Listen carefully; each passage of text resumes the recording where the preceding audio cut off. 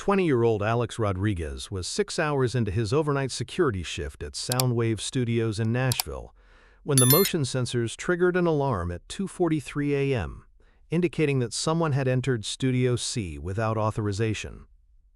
As Alex grabbed his flashlight and radio to investigate what he assumed was a break-in, he had no idea he was about to tackle one of the world's biggest pop stars who was sneaking into her own recording studio to fulfill the dying wish of a 6-year-old cancer patient named Emma, whose final request was to hear Taylor Swift sing her a personalized lullaby.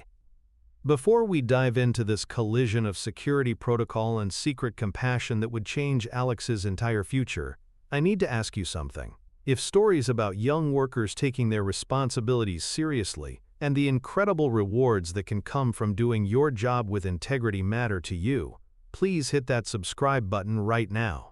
These stories take weeks to investigate and verify, and your subscription helps us continue sharing the moments that remind us all that sometimes our greatest opportunities come disguised as our most challenging situations. Now, back to Alex's unforgettable night. Alex Rodriguez had been working as a night security guard at Soundwave Studios for 4 months, ever since he graduated from high school and started saving money for community college, while helping his single mother Carmen pay the bills for their small apartment. Carmen worked as a night shift nurse at Vanderbilt Children's Hospital, which meant Alex and his mother rarely saw each other except for brief moments when their schedules overlapped, but they had both chosen jobs that allowed them to support each other's dreams while serving their community. Soundwave Studios was one of Nashville's most prestigious recording facilities, where major artists came to work on albums, film music videos, and collaborate with other musicians. As the overnight security guard, Alex was responsible for monitoring the building from 10 p.m. to 6 a.m., ensuring that expensive equipment remained safe, and that only authorized personnel accessed the studios during after-hours sessions that had been properly scheduled and logged. Alex took his job seriously, not just because he needed the income, but because he understood that the artists who recorded at Soundwave trusted the facility to protect their creative work and expensive instruments. He had learned the security protocols thoroughly and prided himself on maintaining the professional standards that made Soundwave a safe space for high-profile musicians to work without worrying about theft or unauthorized access. On this particular Wednesday night, Alex had been making his routine rounds through the building when the alarm system alerted him to movement in Studio C. According to his security log, no sessions were scheduled for that studio after midnight, which meant someone was either where they shouldn't be, or there had been a scheduling error that hadn't been communicated to security. Alex immediately radioed the main security office and grabbed his flashlight, following protocol for investigating unauthorized access. As he approached Studio C, he could see light coming from under the door and hear the faint sound of someone moving around inside the studio. "This is security," Alex called out, standing outside the door. "Please identify yourself. This studio is not authorized for use at this time." There was no response from inside the studio, but Alex could hear what sounded like someone trying to move quietly, which heightened his suspicion that he was dealing with an actual break-in rather than a scheduling misunderstanding. Alex used his master key to open the studio door, entering with his flashlight raised and radio ready to call for backup if needed. Inside the studio, he saw a figure wearing dark clothing and a baseball cap hunched over the recording console, apparently trying to operate equipment in the dim lighting. "Stop right there," Alex said firmly, approaching the person with his flashlight beam focused on their location.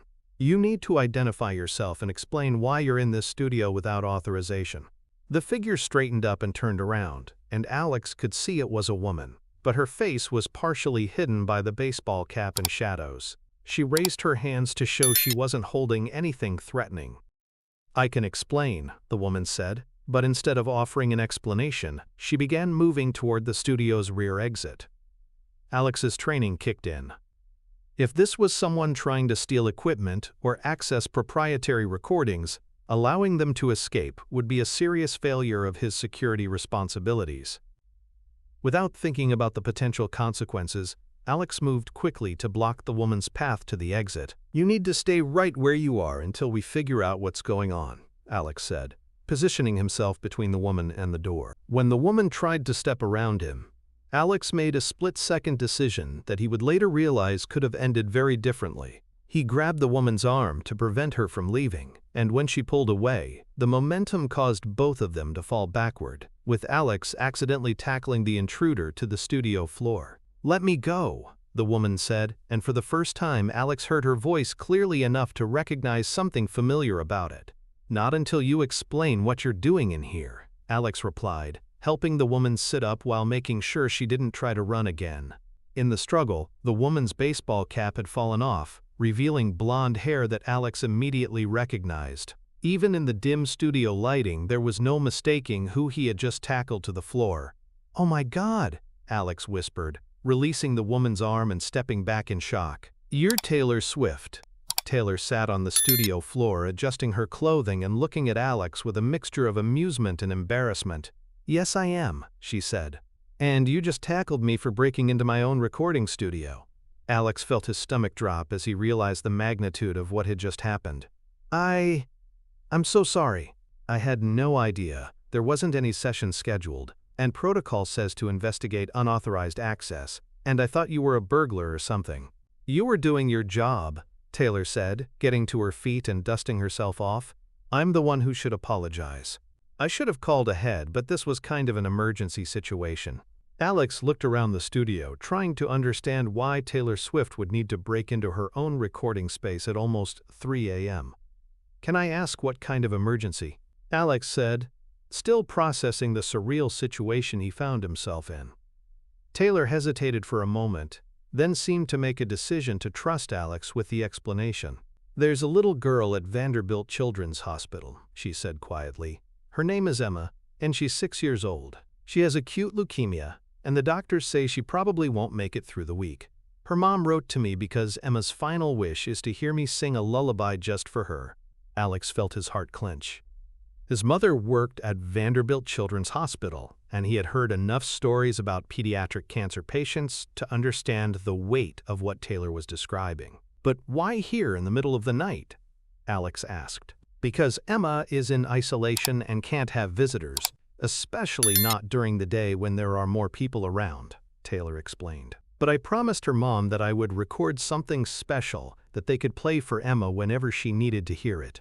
I was trying to do this without my whole team knowing because," she paused, looking emotional, "because sometimes when word gets out about these situations, it becomes about publicity instead of just helping a sick child." Alex stared at Taylor, realizing that he had interrupted what might be one of the most meaningful recording sessions of her career. "I'm so sorry," he said. "I had no idea. Should I leave you alone to record whatever Emma needs?" "Actually," Taylor said, looking at Alex thoughtfully, "would you mind staying? I could use someone to help with the technical stuff, and honestly, I'm a little nervous about doing this alone. It feels like such an important thing to get right." For the next 2 hours, Alex assisted Taylor as she recorded Emma's lullaby, a gentle, personalized song that incorporated Emma's name and favorite things that her mother had mentioned in her letter. Alex operated the recording equipment under Taylor's direction, learning more about music production in one night than he had ever expected to know. "When you close your eyes tonight, Emma," Taylor sang, "know that you're loved with all my might. The stars are dancing just for you, and dreams of happiness will come true." As Alex watched Taylor pour her heart into the recording, creating something beautiful for a child she had never met, he found himself deeply moved by the experience. This wasn't Taylor Swift, the global superstar.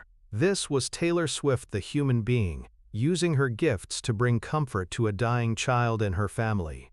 After they finished recording and Taylor had burned the song to a CD to deliver to the hospital, she turned to Alex with obvious gratitude. "Alex, I can't thank you enough for helping me tonight," she said. "This wouldn't have been the same without someone here who understood why it mattered." "Thank you for letting me be part of it," Alex replied honestly. "That was the most meaningful thing I've ever been involved with." "Can I ask you something?" Taylor said. "What are your plans for the future? Are you planning to stay in security, or do you have other goals?" Alex explained his situation. Working to save money for community college, hoping to eventually study audio engineering or music business, wanting to build a career in the music industry, but needing to start with whatever jobs were available to support himself and help his mother. "And your mom works at Vanderbilt Children's Hospital?" Taylor asked. "Night shift nurse in the oncology ward," Alex confirmed. She might actually know Emma. Taylor's eyes lit up with an idea. Alex, what would you think about working with my team? We need someone responsible and trustworthy to help with studio coordination and security for recording sessions. It would pay better than your current job, and it would give you direct experience with music production. Alex stared at Taylor in disbelief. Are you offering me a job? I'm offering you an opportunity, Taylor said. But more than that, I want to set up a college fund for you. Tonight you proved that you take responsibility seriously, that you can be trusted with confidential situations, and that you care about doing the right thing. Those are exactly the qualities I need in my organization. What started as a security incident became the beginning of Alex's career in the music industry. Taylor arranged for him to start working as a studio coordinator for her team while attending community college part-time, with tuition fully covered by a scholarship fund she established. But perhaps more importantly, Emma's Lullaby served its intended purpose. Emma's mother played the recording for her daughter every night during her final weeks, and nurses reported that the song seemed to bring Emma peace during her most difficult moments. Emma passed away 3 weeks later, but not before her mother was able to tell her that Taylor Swift had made a special song just for her. The family later said that knowing someone had cared enough to create something beautiful specifically for Emma had helped them find meaning during their darkest time. Alex's mother, Carmen, who had indeed been one of Emma's nurses, was able to share with Alex how much the lullaby had meant to the family and other patients who had heard it playing in the pediatric ward. That song brought comfort not just to Emma but to other children and families who were going through similar situations. Quote, Carmen told Alex, "What you and Taylor did that night mattered to more people than you'll ever know." 6 months later, Alex was thriving in his role with Taylor's team, learning every aspect of music production and business while completing his associate degree in audio engineering. Taylor had also arranged for Carmen to receive additional training that qualified her for a day-shift supervisory position at the hospital, allowing the mother and son to have more time together. "That night taught me something important," Alex would say when sharing his story. "It taught me that sometimes what looks like a problem is actually an opportunity, and that doing your job with integrity can lead to experiences you never imagined possible." Taylor continued to use Soundwave Studios for late-night recording sessions, but now Alex was there as a trusted team member rather than a security guard who might tackle her to the floor. However, they both agreed that the accidental tackle had been the beginning of something important for everyone involved. "Alex reminds me why I do what I do," Taylor said in interviews about their working relationship.